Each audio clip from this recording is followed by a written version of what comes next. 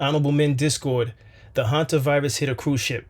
Let's talk about it. How you see yourself is how you perceived. I see a man strong, gifted, head strapping, never down on his knees, begging. Gotta make a way, even in my darkest hour. Say the odds against me was new, I would never cower. As always, welcome back to another episode. If you haven't already, hit that like button, hit that subscribe button. Tell a friend to tell a friend. I drop episodes daily at 5 p.m. Eastern time. So let's get straight into it. Hantavirus has hit a cruise ship, and that cruise ship has remained out at sea until they continue to monitor it and make sure all passengers are clear of the virus. Now, I have 3 things queued up. We're going to get into all 3 things, and then we're going to talk about it further. So let's get into this. The cruise of a lifetime, a weeks-long luxury journey to the edge of the Southern Ocean has instead turned into a major medical mystery and an international crisis tonight. 3 people are dead, 4 more are ill, and nearly 150 others stranded on board the ship, where they will stay potentially for months until investigators can clear them to get off. For now, medical workers seen here boarding the ship in full protective gear are telling people to stay in their cabins as they zero in on a potential cause, a rare form of the Hantavirus believed to have spread person to person on board the ship. Tom Hansen is tracking this story for us. Tom, good evening. So many questions. What are you learning? Hey there, Tony. Good evening to you. Well, this cruise liner offered passengers a chance to stop at remote, untouched locations, regions where hantavirus is also common in the wildlife. And now the World Health Organization tells CBS News the infections could have possibly started during one of those nature excursions. Tonight, the 3 remaining passengers showing symptoms believed to be linked to the deadly hantavirus are expected to be airlifted off the MV Hondias. The Spanish government says the ship, with 147 passengers on board, could sail to the nearby Canary Islands for a full disinfection. There are no additional symptomatic people on board. That said, the situation is being closely monitored. New video shows officials from the World Health Organization boarding the ship in PPE, there to monitor for any new cases. Communal spaces otherwise sit empty as passengers enter their 3rd night in quarantine. According to the company managing the cruise, so far 7 passengers have fallen ill. 3 of those passengers have died, and another was hospitalized in South Africa, all of them suspected of having the hantavirus. Health officials believe the passengers were infected off the ship, which made several stops on islands up the South American coast. Symptoms can take up to a month to show up.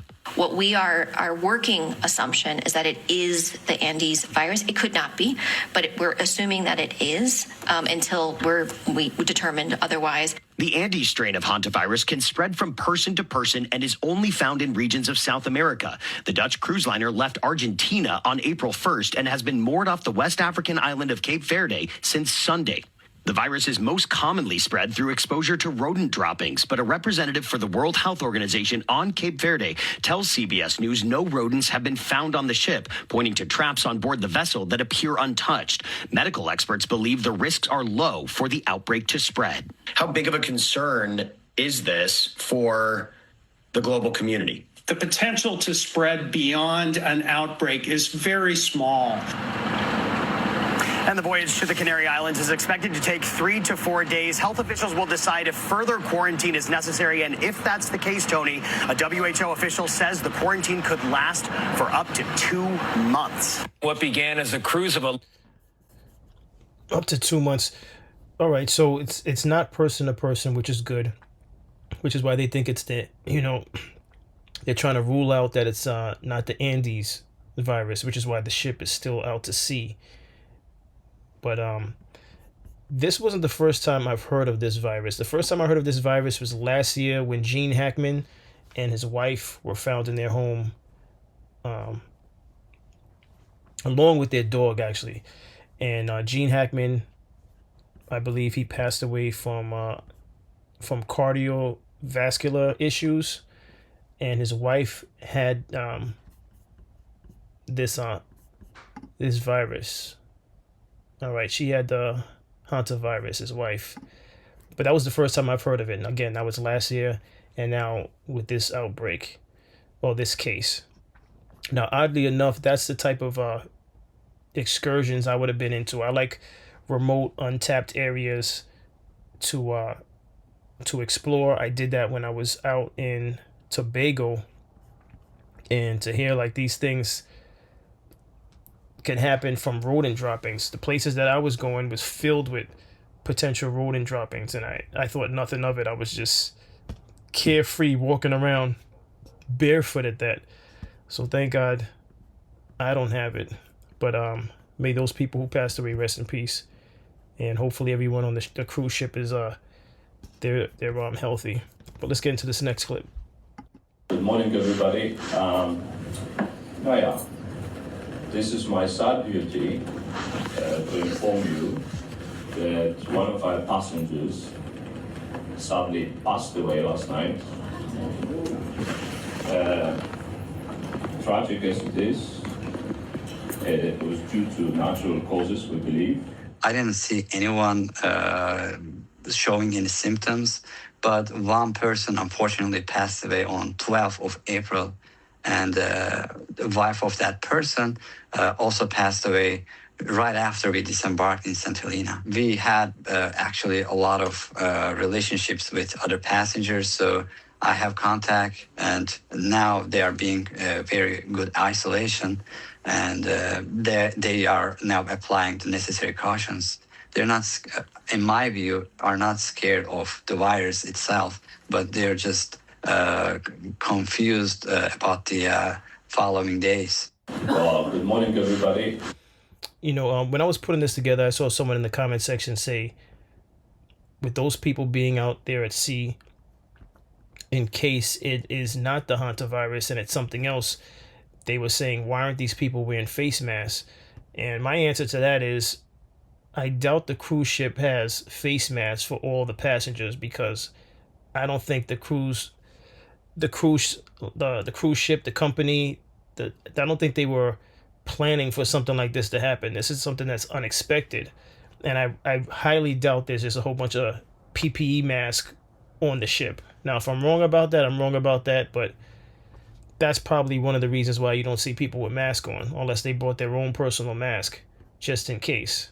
You know, some people don't, when they're in public settings, they like to mask up and everything, so who knows? Know about the recent hantavirus outbreak that's stranding about 150 passengers on a cruise ship off the coast of Africa, and unfortunately 3 people have passed away from this viral infection.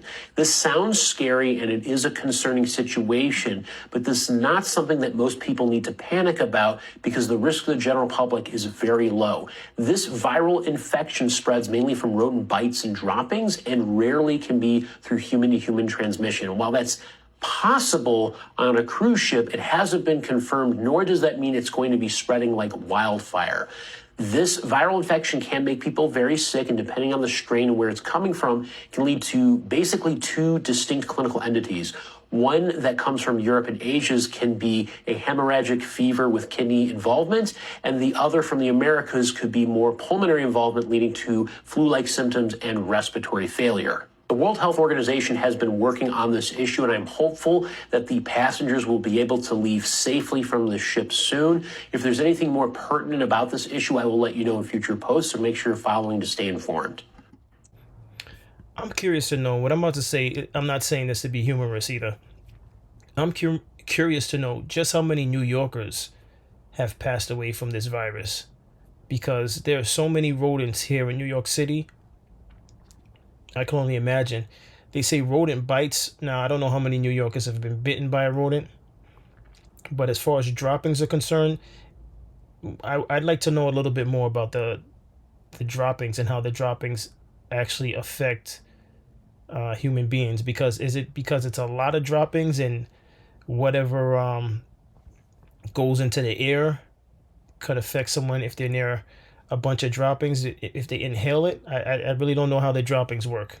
How exactly does that work? That's something I really want to look into. But again, who knows? You know, again, the first time I heard of this was when Gene Hackman passed last year in February, along with his wife and his dog, and it was determined that her cause of death was because of the hantavirus, and it's because, you know, as they grew older, I guess they weren't cleaning their house as much as they used to. I don't know what the situation was with that, with their living conditions. But again, in New York City, there's so many rodents in New York City. How many people are dying from the Hantavirus in New York. All right. And especially the homeless laying on the ground in public spaces, in the subway, on the concrete outside, exactly where the rodents are, you know.